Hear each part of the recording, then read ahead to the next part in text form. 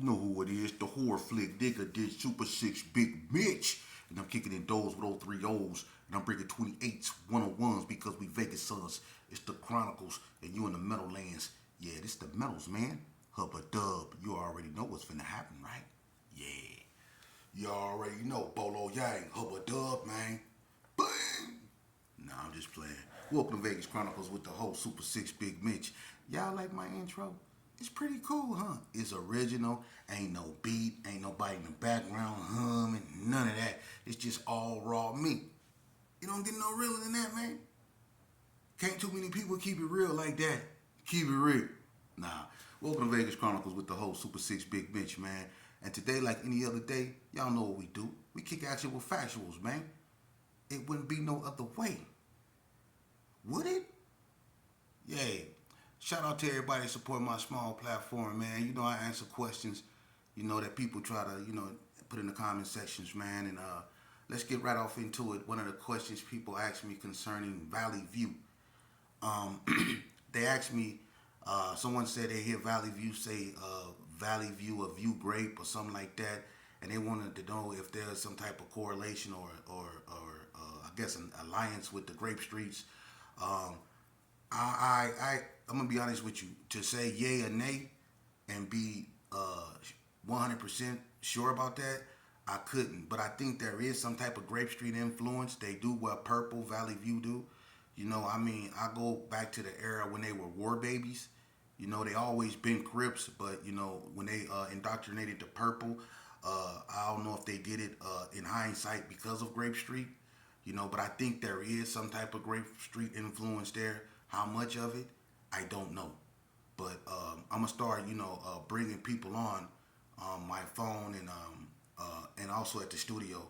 So hopefully I can get a few dudes from Valley View I want to interview, and maybe they can elaborate a little bit more on the relationship between Valley View and Grape Street. Because they do wear purple and they've been wearing purple for a long time. And I was asked why did they turn Northtown. I'm gonna be honest with you. I was shocked when Valley View did turn Northtown. Even though Lake Mead and Inglestead, can be arguably, said to be Northtown because Lake Mead is Northtown, and Inglestead is, I think, looked at as Northtown too. But I think it has something to do with an alliance with the Donner Streets, the '60s, and all that. The View and all them came together. I don't know if that's why they turned Northtown.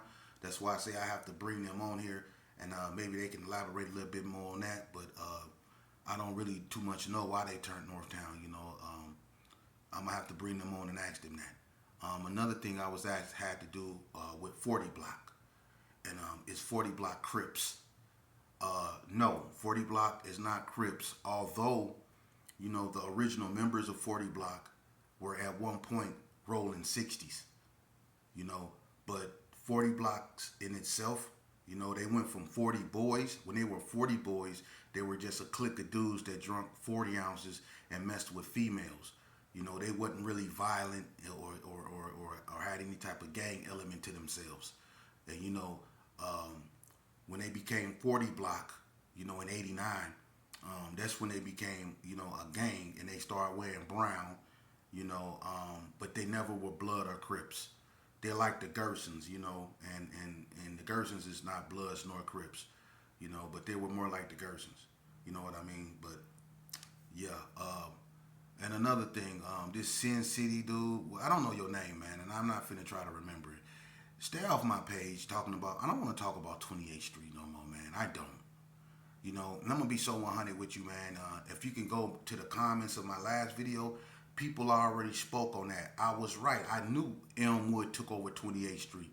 Not only did they take over 28th Street, but they dropped the 2 and just started calling it the 8. Y'all remember that? That's even in the comments. When they dropped the 2, they wasn't even known as 28th Street at one point. It was just called the 8. And that's when Elmwood dudes had it. Now, and I also remember, and it's in the comments too, when 28th Street used to get into it with Flipside Pinoy. And, them Flipside Pinoys used to get y'all the business. And I know a lot of flip side, Scrappy, Butch, Otto, all them. You know, they B-Dogs, gang. You know, they rock the red rat. You know, and even in the penitentiary, the Pinoy boys was riding with the B-Dogs. Flip side. Yeah, but they used to give y'all the business. But I really don't want to talk about 28th Street. But I will say this, y'all have been able to outlast a lot of projects because a lot of projects, like I said in my last video, have been torn down because of gentrification and violence and other things. But, you know, as far as, you know, being violent and stuff like that, you know, y'all, like during the Rodney King truce, I don't think there were any Hispanics participating in that. You know, the truce with all the black gangs and stuff like that in Vegas. I don't think the Hispanics in Vegas even participated in that, you know, for whatever reason. But I don't want to talk about 28 no more, you know what I mean? Look, I done already went there. That's done and that's over with, man. And if you don't like what I say or my opinions on how I speak, because I really was about that life, I'm not finna lie for 28th Street. I know y'all got this new type of California mentality that what makes you think that you're superior to people. But reality of these Vegas streets teaches you every day that you're not. Because the history of Las Vegas speaks for itself. And the history of Las Vegas always had the black gangs being more dominant than anything. You know, as far as the street goes. The black gangs were more dominant. For real. So let's move on from that. And another thing, a lot of people ask me, you know, what's really the difference between K9 and the alley shots. I'm going to be honest with you. The K9s and the alley shots are two different entities.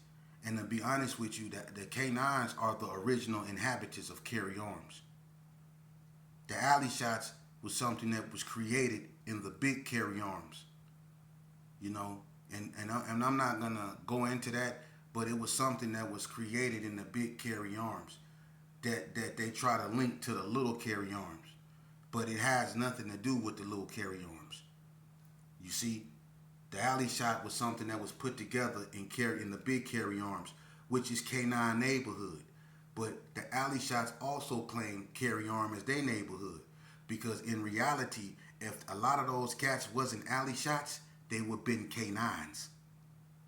See, a lot of guys that would have been K9s turned alley shot. That's why the alley shots grew so big, because a lot of dudes, instead of being K9s and younger generations of K9s, they turned alley shot.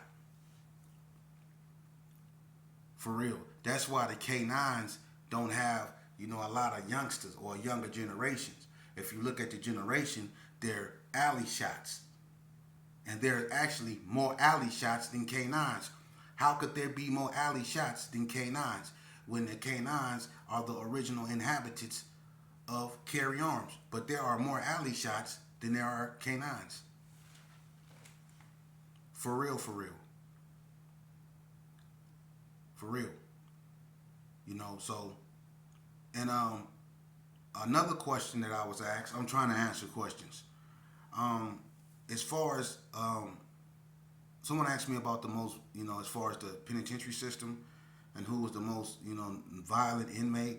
The penitentiary system said it was a guy by the name of Pat McKenna. You know, and Pat McKenna was a known dude. But I'm going to be honest with you. To me, and I did 20 years in there. To me, the most feared, I think, wasn't Pat McKenna. What Pat McKenna did, you know, I mean, he did a bunch of weird stuff, you know, that you could say was whatever. But to me, stomp down hard, you know what I'm saying, hardcore, they had to send this guy out of state. I would say that go to Jimmy Greer.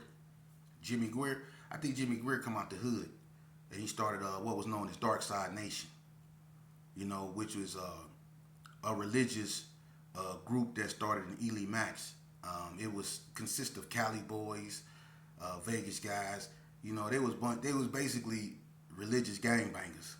But Jimmy Greer, his behavior got so bad they had to kick him out of the state. He was known for taking off on COs and anything. To me, he was like, when you talk about as far as like stone cold, you know, inmates and convicts, he was to me right there at the echelon of that.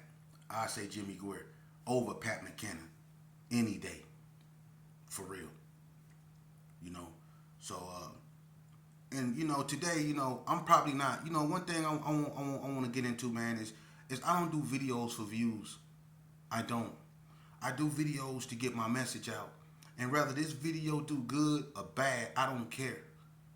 You know, my goal, if I'm not answering questions or giving you history, I'm gonna give you the real. And if I get one view, if I get two views, if I get three views, I'm cool with that. Cause I done my job. I don't do this, for money or monetary gains. I do this for the awareness of it. I do this because I'm really concerned. Now, people, they might get turned off with what I'm saying because a lot of people can't connect when you start talking positivity. When you start talking with common sense, a lot of people can't connect to that. But if I was putting it on the hood, if I was putting it on the, on unalived homies, or if I was doing something like that, or talking about when we went through this neighborhood and shot up this, or when this neighborhood came through there and shot us up, if I was talking about that every day, I'll be getting a lot of people attention. I'm going to be honest with you. I don't want that type of attention. I don't. Because it's a lot of channels on here that cater to that, the self-destruction. It's a lot of channels that cater to people kicking over candles of people that's no longer here, disrespecting their ops. It's channels that pander to that type of madness. I don't want to be one of those channels. I could talk about so many different topics, and I am. But right now, what I'm really focused on is what's going on in our community, man. And I have to be because it's not a lot of people that's focused on that. They rather talk about Jamie Foxx being, cloned or something like that, man, or what's going on with Diddy and stuff like that. I don't care about that. Those dudes are millionaires who's not thinking about us. I'm concerned about what's going on in my backyard. I'm concerned about what's going on with my neighbor. I'm concerned about what's going on with my people over here. And I'm gonna be honest with you, man. To you dudes up out there, and I'm the type of individual, I keep it so 100. To you cats up out there, I hear people come call and they tell me stuff. I don't really care about what people saying to me about me, man. I would never be able to reach what's in front of me if I hold on to what's in back of me. I've been let go of my past. And that's the only thing people have, that they can try to use against me is my past. And if you want to cling to that, then that's on you. But I don't live that no more. I moved on. And as y'all can see, I covered up all my tattoos that was gang related. I covered them all up and didn't nobody make me. I did it because I wanted to. You see?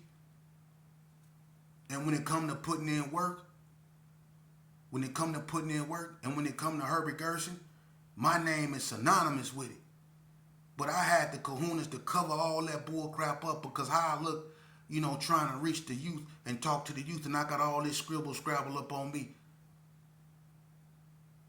I'm really with this. I'm really trying to save the lives of these youngsters because ain't nobody out here really caring about them. You got dudes that be crying out for help all on Facebook. My girl be reading me the messages. They be crying out for help on Facebook. And they mask it behind all that tough talk. But when I hear all that tough talk, you know what I hear? I hear someone crying out for help. Someone that want to be heard. Someone that want to be acknowledged. See, that's what made me so treacherous in them streets because I wanted to be acknowledged. I wanted people to talk about me. And I was willing to do whatever to make them do that. You see, I wanted some attention. I wanted people to treat me like I was somebody. See? And when you act like that, that means that something's wrong with your self-esteem. You see? And it's our self-esteem and the lack thereof and egos that's getting our children unalived out here in these streets to the point to where families feel helpless. A lot of people really just sitting back and watching it happen because they feel helpless. It's not because they don't want to go out there and do something. It's because they feel no matter what they try to do, it's in vain, because it's the dudes out here preaching. It's dudes that do non-profit. It's dudes that try to bring awareness to gang culture and the destructive nature of it. It's dudes that pander to this right here, but to no avail. It's like, ain't nobody listening to this. Somebody told me, yeah, I like what you're doing, man, but I'm going to be honest with you. These youngsters ain't going to listen to that, man. They ain't going to try to hear that. You know how many people told me that? But that attitude right there, man, these youngsters ain't going to listen to that. That's the reason why we're in the situation we're in now, man. If we don't man up, look in the mirror and realize that in most cases we are our own problem, we are our own worst enemy, and that we are the key to our own liberation. And when I mean by liberation, I mean self-liberation, because the only one that got us in captive are ourselves, for real. And we're in captive because the way we think, for real. Some of us is out here still in prison because of the way we think. Some of you guys are so old, but you can't come out of that mentality. You old, you gray, but you still crippin'. Or you still throwing up the big B. Or you still talking about, what up, Crown? Are you serious? Let me explain something to you, man. I remember I grew up going, it ain't nothing but I grew up hollering, chitty, chitty, bang, bang, nothing but a Gerson thing. I grew up hollering that stupid stuff, man. I used to live by that. I did. Every morning I used to get up. You know what my breakfast used to be? A half a bottle of nitrate. That used to be my breakfast. For lunch, I had a stick. For dinner, I had 2 sticks. And I'm rolling around now. I'm running around there, roaming in the G's with a trench coat on. It's 100 degrees out there, and I got a trench coat on, and I'm dark-skinned. So I'm around there cooking slowly with a 12 gauge. Burnt out, pumped out. For real. But I'm going to tell you something. My reality was so perverted. Ask anybody that knew me. There was nothing I wasn't willing to do to try to hurt you. There was nothing I wasn't willing to do to make you remember me. I was that gone in the head. I was stuck in that world. And a lot of us that get stuck in that world, we can't come out of it. And people don't even understand that gangbanging is a sickness, is a disease, and you can be infected by it. You know how many young black and brown boys that gangbanging has affected? It's a disease. It's a mental disease. Yeah, it's a cold infection, man. Because when you start to believe that these cats up around here is really your homeboys and that y'all really some type of unstoppable force, and that these guys that live over here in this other neighborhood is really your enemy and they are to be eradicated, and y'all really over there trying to really take these guys out, and they trying to take y'all out, and y'all get caught up in that world, and then you put on top of that drugs and alcohol. Then you got law enforcement chasing you, you running. You constantly caught up in that cycle. You in and out of institutions. They call that recidivism, the revolving door. You see? It's a sickness. It's a disease. When they sentenced me, look, when I was in court and they sentenced me for my crime, I was so gone in the head. I was 17 years old, and I didn't understand the magnitude of what I'd done. I didn't understand the magnitude of what this judge just sentenced me to. But I laughed and started throwing up gang signs in court. That's how gone I was. I thought what I did was cool. It was funny to me. But I'm going to tell you something. When I went to prison, and all these different things started happening to me. I got blasted in the eye. I laid on a gurney, pronounced unalive, cold. Homies left me. I started going through things. I started finding out the hard way. And then when that 7th year hit, I started feeling it. That 9th year hit, yeah, I started feeling it. That 11th year hit, yeah. That 12th year, that 13th year, that 14th year, that 15th year, that 16th year, that 17th. Yeah, I felt that, man. I felt that, and you go feel it too if you play this game. I don't care how hard you think you are. Because I thought I was hard. I thought I was the hardest. I ain't think it get no harder than me. Plus my daddy is who he is. I thought I was hard. But let me tell you, when them years got to compiling up on my behind, I'm keeping it 100 with you, man. Look at me. I'm keeping it 100 with you. It ain't about being from here. It ain't about being from over there. I'm telling you something, man. Consequences, they all the same. When you're doing bad, the consequences to it hurt. Hurt. When you look in your mama's eyes, after they sentence you to the time that they sentenced me to, I didn't think I was ever getting out. But to look at my mama's face, I'll never forget that. Even though I'm out, I'll never forget that. I didn't know how bad I hurt my mom's, man. And she still sent me a birthday card every year I was in the joint. If she didn't send me nothing, she sent me a birthday card every year. My mom's. That's why I'm trying to tell y'all. When your mom tell you something, listen, because she the one that really love you. My mama showed me she loved me. If my mama didn't have it to send me, I understood. But my mama sent me, I got 20 birthday cards from my mama. It don't get no. That's love. My homies ain't sent me nothing.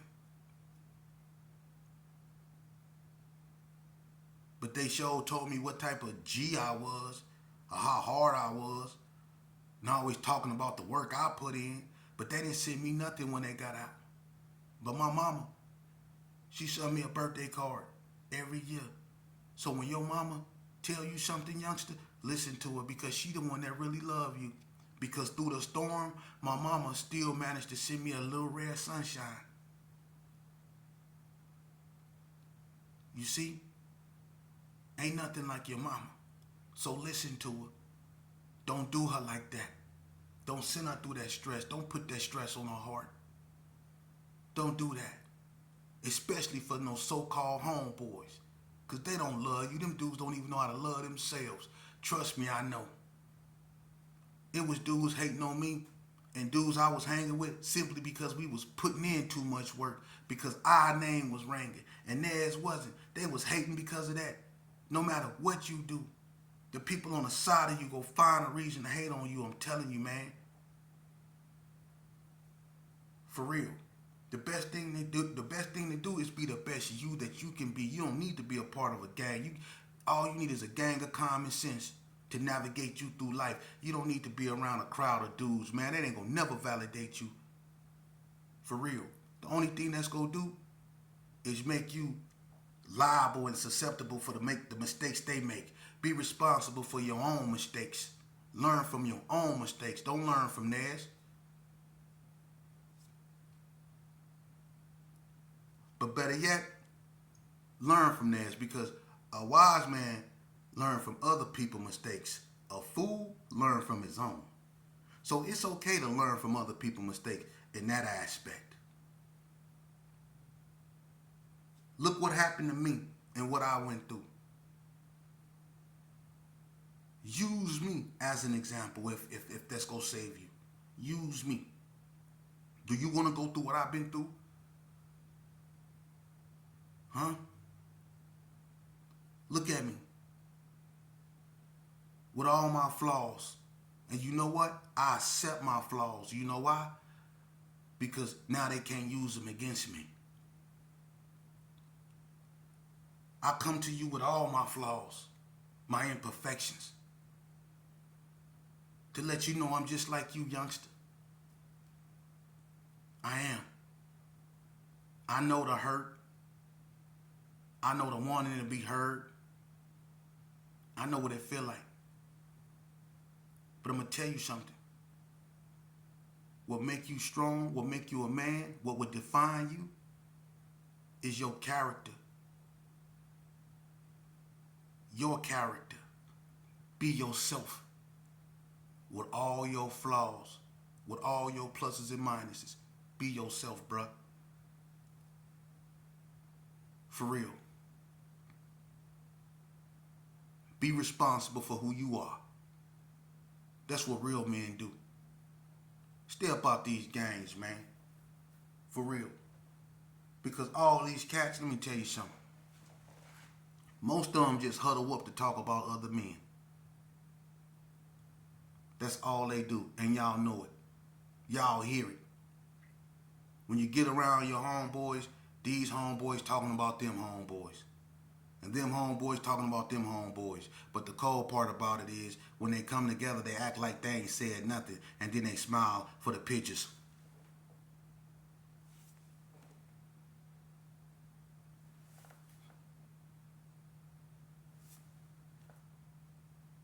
They be doing all that in the picture together. But soon as they walk away from one another, they talking bad about one another. Am I lying? And my thing is, how can any one of y'all talk bad about one another? And y'all wearing these tight pants with your back fat hanging all out. And how can y'all be talking bad about somebody? Y'all walking around here built like a partially ate pear with your back fat hanging up out these tight clothes with dreadlocks.